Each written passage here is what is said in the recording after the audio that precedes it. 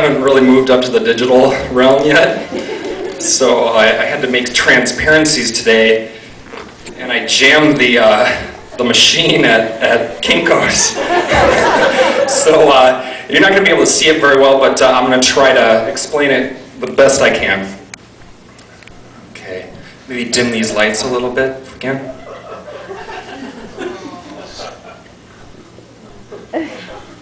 Thank you. Okay, so I'm going to start in the year 1999. I was a sophomore at a place called Kalamazoo College in Michigan, and I was studying art and English and doing kind of some basic painting, some sculpture, kind of like folk art. Try to move through these. Some other examples. That's right here. That's a sculpture. This is a guy. And that's a painting kind of far away. But anyway, I'll move on from that. That's the past. But yeah, so I was kind of lost at that point in my life. I was like 20 years old or something. And I mean, who isn't lost at that point? So I ended up doing a study abroad in London for my junior year, and it was at a place called Goldsmiths University in London, actually a little outskirts of London called New Cross. This kind of not really a suburb, but still in the city, and it's kind of like a highly regarded art school in London, and they kind of churn out young British artists, and it's in a very highly critical environment. And so I never really thought about art critically before. I started all my music in the past. It was kind of folk and based out of surrealism and fantasy and kind of like a dream world.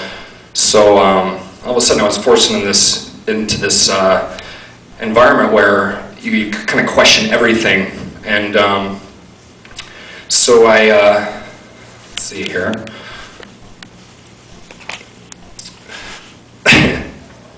Okay, but yeah, I'm sorry, I can't see my note.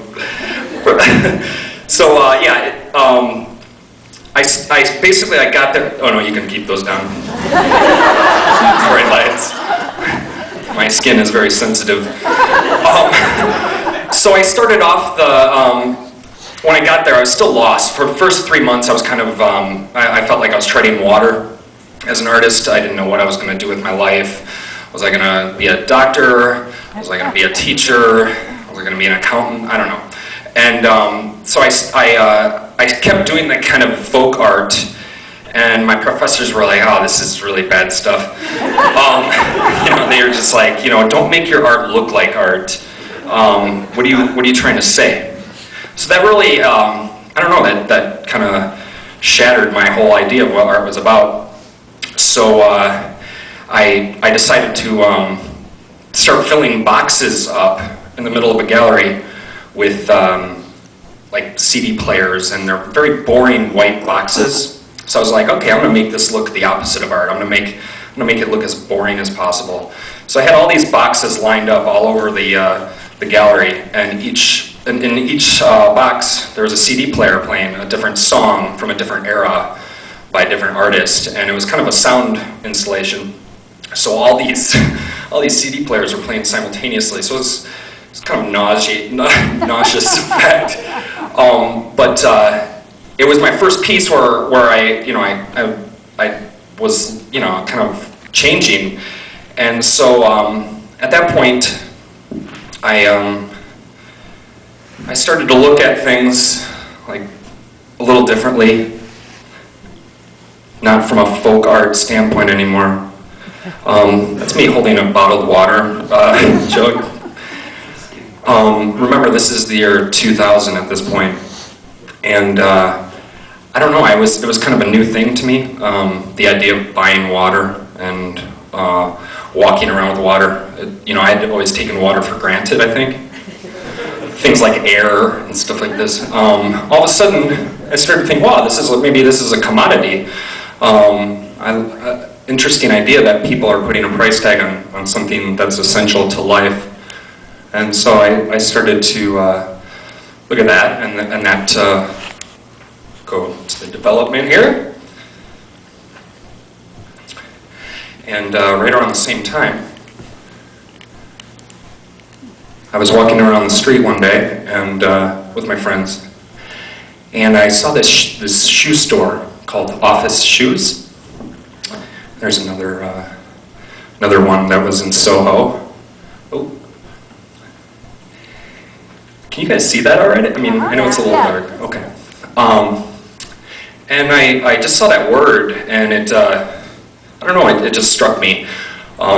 It's very visual. I really liked that font on this one up here. Even that one too. And it's kind of feminine and masculine at the same time. And so I don't know, I just like this idea that you know, a word can conjure up so many meanings. You know, work and boxes and all this kind of stuff. And it's very minimal, and it's very kind of stark. And I don't know, I saw it and it was to me it looked very American for some reason. I don't know, maybe it was because I was in a different culture. But I was looking at everything from this very American perspective at the time. So yeah, so I just said, I think that's what I've been looking for. It just kind of dawned on me one day. It just called to me. And I was like, wow, I'm gonna put that word on everything that I do. It's a true story. It was February 2nd. And I even have it written in my sketchbook. I will call everything that I do from now on Office. You know, people have, some people are born again Christians, I don't know. Some people start a thing called Office.